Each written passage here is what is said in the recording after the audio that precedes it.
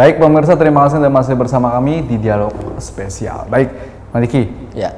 Tadi dikatakan memang pemerintah seakan-akan tidak mau memberikan peluang begitu kepada masyarakat sehingga bisa membantu pihak-pihak pemerintah untuk mengantisipasi aksi terorisme dan radikalisme yang semakin tersebar di wilayah Indonesia. Memang bentuknya seperti apa yang harus dilakukan pemerintah sehingga memang masyarakat merasa terpanggil dan akhirnya memang membuka diri untuk membantu pemerintah untuk menangkal aksi terorisme ini. Oke, begini. Pemerintah memang sudah melakukan berbagai langkah-langkah saya kira untuk melibatkan partisipasi masyarakat. Tapi langkah-langkah itu sifatnya masih bersifat, menurut saya masih bersifat monolog. Jadi begini, misalnya pemerintah lewat BNPT atau lewat Densus atau lewat apapun menghimpun tokoh-tokoh masyarakat segala macam dalam satu forum, lalu menjelaskan tentang bahaya terorisme maupun bahaya radikalisme. Lalu berharap agar mereka mensosialisasikan bahaya dan radikalisme terorisme itu kepada masyarakat. Hanya sebatas pada itu. Tapi pelaksananya tetap pemerintah. Menurut saya ini sudah bagus. Tapi ini barangkali bisa dikembangkan lebih luas. Misalnya dengan melibatkan partisipasi aktif masyarakat dalam bentuk program nyata. Apa yang bisa dilakukan misalnya Ormas A? Apa yang bisa dilakukan untuk menangkal gerakan terorisme? Apa yang bisa dilakukan Ormas B untuk melakukan terorisme? Lalu pemerintah membuat politik anggaran di situ, sistem anggaran. Bagaimana? Ini kan organisasi masyarakat kita tahu mereka itu kan seperti majalah Tempo, Tempo hari terbit, Tempo hari tidak terbit. Jadi mereka sangat bergantung pada anggaran. Nah, bagaimana kita berharap mereka mau terlibat dalam penanggulangan aksi radikalisme dan terorisme kalau mereka itu tidak diberikan dana begitu atau bantuan atau apalah namanya, insentif atau apapun untuk melakukan aksi-aksi itu. Perlu diingat Mas Fadil satu lagi, aksi radikalisme ini sebenarnya kan sangat bahaya karena sudah masuk di tingkat sekolah. Saya tidak menyebut semua sekolah itu ada, tapi banyak sekolah SMP maupun SMA yang mempunyai rohis itu kemudian disusupi oleh kelompok-kelompok itu, walaupun tidak semuanya.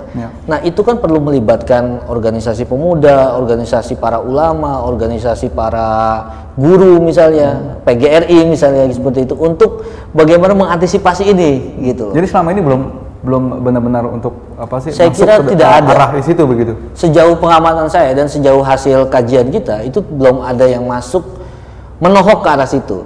Tapi misalnya mengumpulkan guru-guru PGRI menjelaskan tentang pergerakan terorisme di sekolah itu sudah ada. Pergerakan radikalisme di sekolah itu sudah ada. Saya pernah beberapa kali hadir, pernah beberapa kali ikut acara bagaimana para guru itu dikumpulkan, dijelaskan tentang bahaya terorisme dan radikalisme di sekolah-sekolah itu. Tapi bagaimana mereka melakukan aksi nyata, bentuknya seperti apa, misalnya dalam bentuk modul, dalam bentuk pengajaran atau segala macam, itu saya kira masih sangat kurang. Oke, apakah itu perlu begitu? Sehingga memang jadi kalau kita karena pergerakannya di sekolah cukup banyak juga begitu, akhirnya harus ada langkah khusus gitu untuk mengantisipasi hal ini. Gitu. Saya kira perlu, Mas Fadil. Kalau kita melihat persentase saja, 1.000 orang sejak tahun 2004.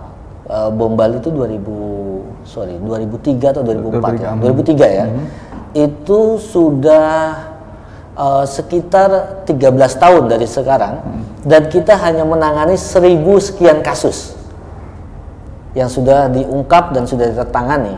Artinya masih banyak kasus yang lain.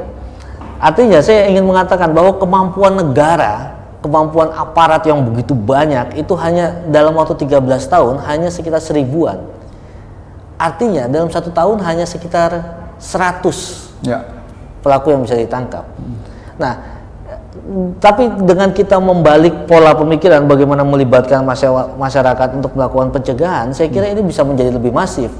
Bagaimana guru-guru sekolah itu melakukan guru-guru agama misalnya juga melakukan pengajaran agama yang benar, agama yang damai dan seterusnya, itu kan juga perlu dimaksimalkan. Padahal memang dari 1.000 itu masih banyak sekali memang aksi-aksi terorisme dan juga aksi radikalisme yang masih beredar di Indonesia. Betul, begitu ya. Betul. Oke, baik. wilayah, kita bicara wilayah yang memang sekarang terkoordinir menjadi wilayah yang memang perkumpulan dari kelompok-kelompok tersebut gitu. Ini juga kita tahu ada yang sedang ramai sekali dari kelompok Santoso, ini ada di Poso, Sulawesi begitu. Nah ini apakah memang jalurnya begitu di wilayah Poso sangat apa sih Bang, sangat benar sekali sehingga memang banyak yang terorisme yang seakan-akan berkumpul di tempat Poso tersebut gitu. Sehingga memang kita tahu memang belum lama ini banyak lagi ternyata terorisme berkumpul di Poso, selalu Poso yang dikatakan. Apakah memang menjadi tempat yang sangat baik untuk mereka bertempat tinggal di daerah tersebut? Ya, sebenarnya kalau soal wilayah itu ya, kalau kita lihat dari sejarah dari masa Kartosuwiryo dulu,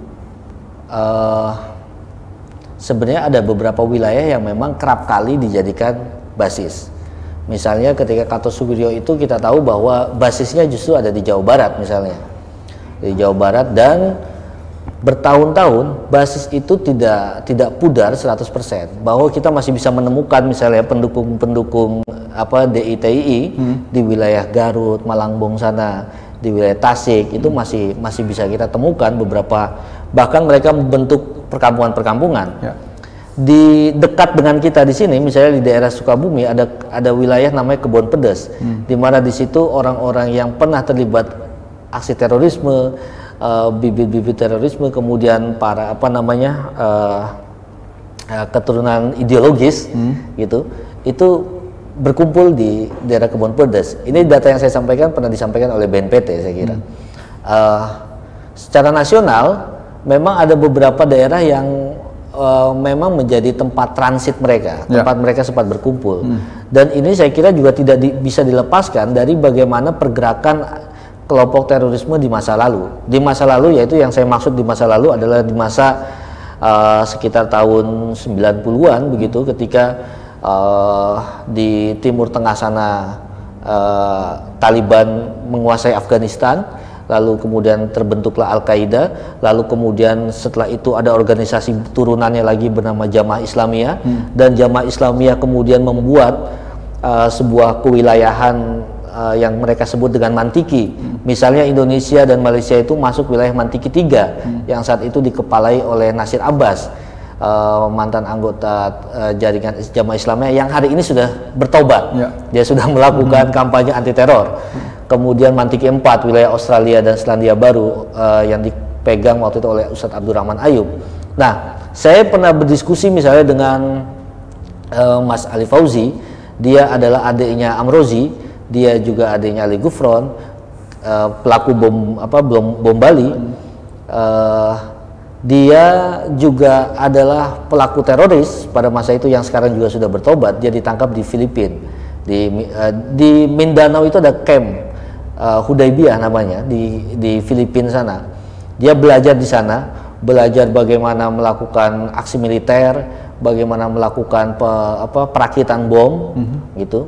Nah, jalur lintas batas yang mereka gunakan itu biasanya dari hasil diskusi kita saat itu, mereka itu ketika masuk ke Indonesia dari Filipina itu melalui jalur laut, mereka menyeberang ke wilayah Indonesia. Kadang mereka langsung lewat Nunukan atau lewat Tarakan, kadang mereka melalui Malaysia, melalui Sabah atau Sarawak begitu, menggunakan jalur hutan masuk ke wilayah yang sekarang kita masuk ke wilayah yang namanya Provinsi Utara. Dulu belum ada Provinsi Utara.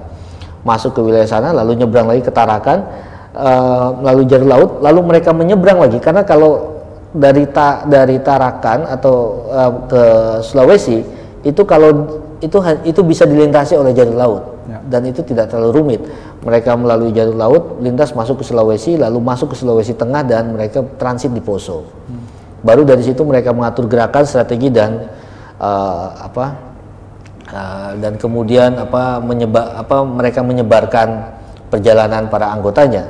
Jadi memang Poso itu menjadi tempat favorit sebenarnya pada masa lalu untuk mereka transit sebelum masuk ke wilayah-wilayah yang lain begitu. Dan sehingga memang agak tidak mengherankan ketika Poso itu menjadi wilayah yang mudah tersulut.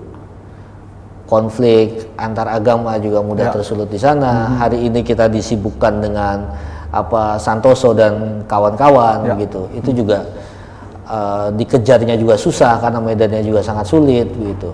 Oke, baik. Jadi seharusnya bagaimana ini nantinya begitu pihak kepolisian, karena ini mengejar udah cukup lama. Targetnya memang sudah membentuk satu tim begitu ya, antara gabungan antara pihak kepolisian dan juga dari tentara atau dari TNI. Bagaimana antisipasi bisa memang menangkal nih aksi dari terorisme dari kelompok Santoso. Kita akan kembali sepas jeda pariwara, tetap di Dialog Seputar Kita.